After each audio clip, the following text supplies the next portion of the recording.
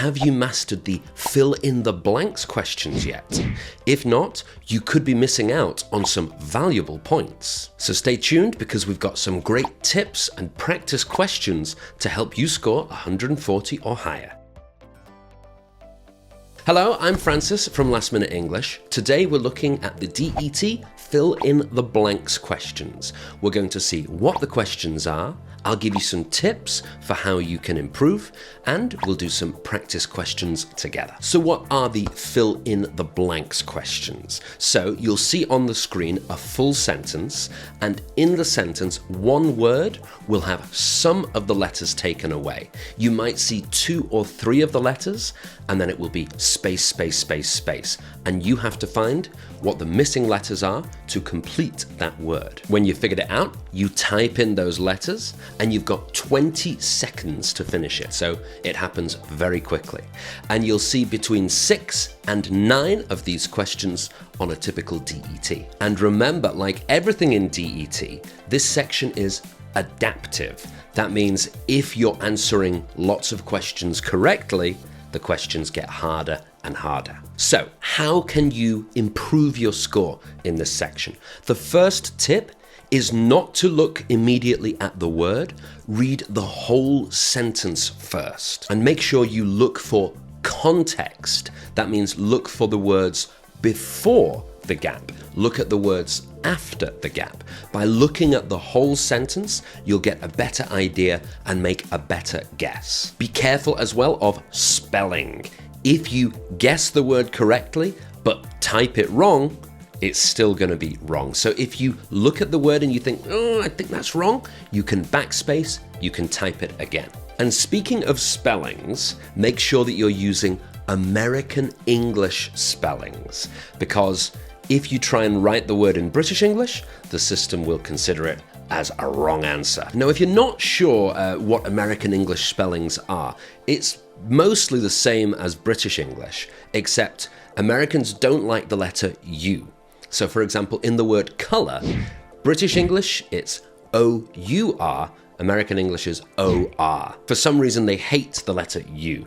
And the other difference is American English often uses a Z or Z to spell words that in British English are spelled with an S. For example, the word strategize in American English is with a Z, and in British English is with an S. And you can even practice these using AI. So we've created a prompt. It's here in the description under the video. You can paste that into ChatGPT and ask it to create these fill in the blanks questions for you so that you can practice and practice and practice. Now, just before we go to the practice questions, let's quickly talk about why fill in the blanks questions are important. So in this section, you're earning points towards your reading, literacy, and comprehension subscores. And these 3 subscores are increasingly important because many universities are starting to set minimum standards for these subscores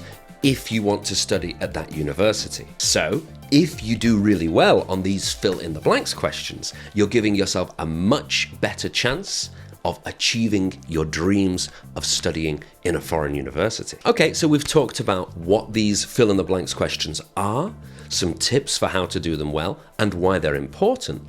Let's do some practice. So this is a good opportunity to go and get a piece of paper and a pen so that you can actually write these down and take part in the questions.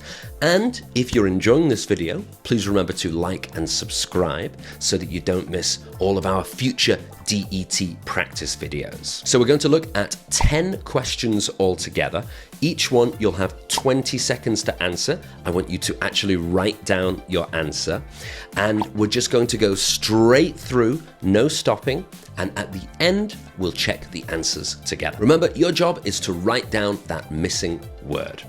Ready to start? Let's have the first question now.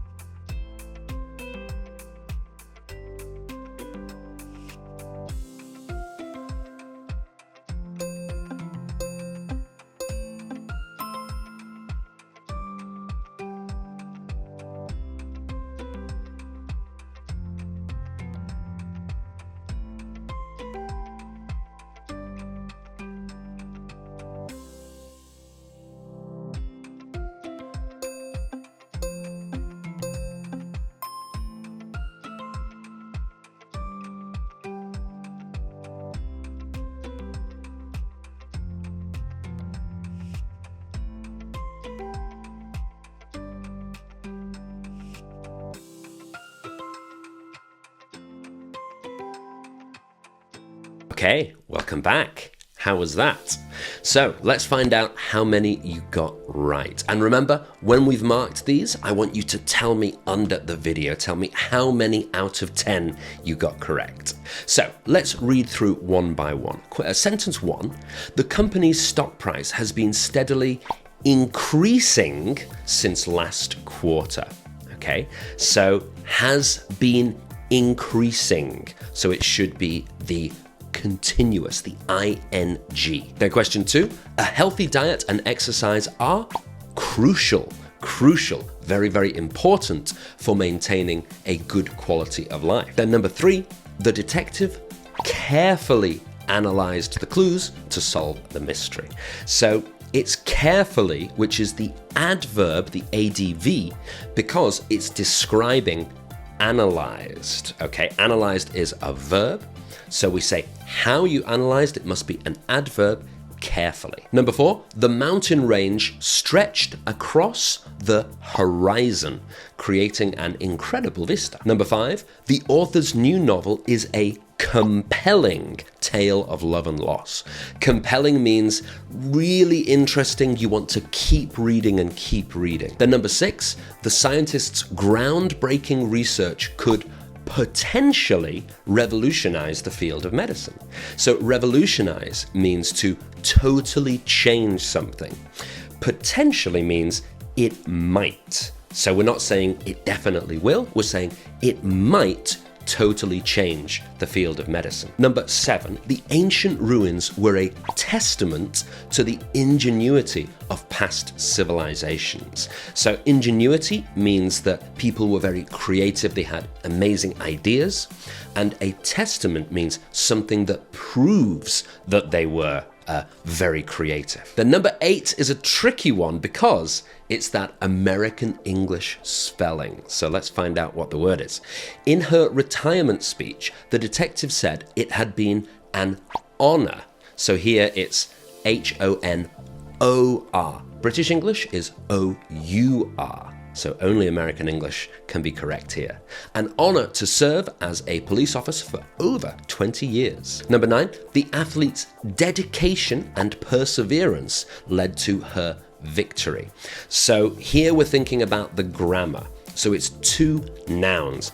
Perseverance, that one must be a noun. And so the one before it must also be a noun.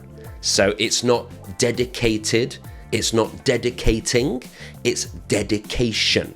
The shun, T-I-O-N, so it must be a noun. And then number 10 is also an American English spelling. The company's products are easily recognized with a Z, not an S. It would be S if it was British English.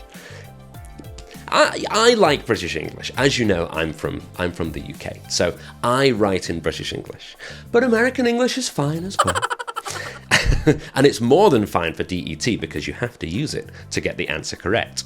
So, recognized because of their distinctive color scheme. That means we can see the color and easily know that it is that company. So there we go. Those are our 10 questions. Remember, I want to know how many you got correct. So please let me know your answer. Even if you're a little embarrassed, let me know how many you got under the video. But no matter what your score was, remember, practice makes perfect. The more you practice these, the better you will be and the better your final score will be.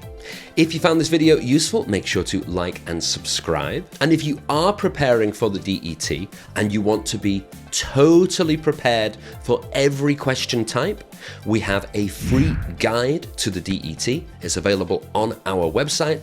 It has all of the question types, practice questions with answers, and information about which universities are asking for what score level. So the link is just under here. Make sure you check that out. I'm Francis from Last Minute English. Thank you for watching. I'll see you next time.